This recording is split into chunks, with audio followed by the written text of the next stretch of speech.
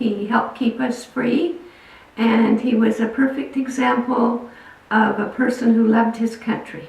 He was in the Special Forces, and he served in several countries. He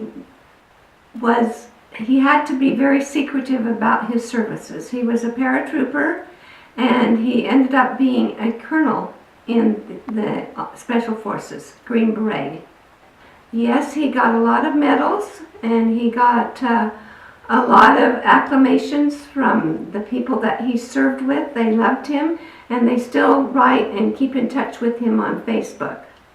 I was very happy that he was brave enough and courageous enough to make those parachute jumps and to stand for our freedom. He was married and had 2 children, and he was protecting his family as well as the rest of the people that live in the United States.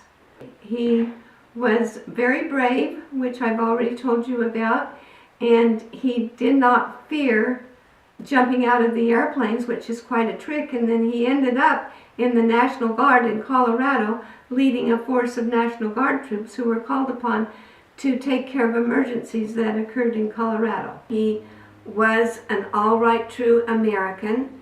He had love for his country and wanted to protect us and the people of the community in the United States. Very much proud of him. I was very happy to tell people about his accomplishments, and like I've already said, that he was very secretive, and he still is secretive. He still does things for our country that he is not allowed to talk about.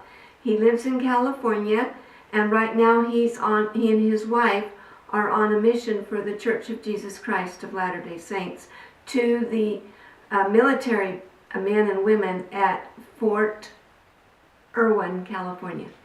He is a colonel. He retired as a colonel from the Special Forces.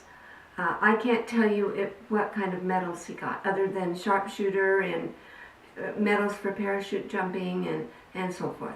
And he was in 2 wars that he was not allowed to tell us where he went or what happened while he was there. He served in the Philippines and in Grenada several times.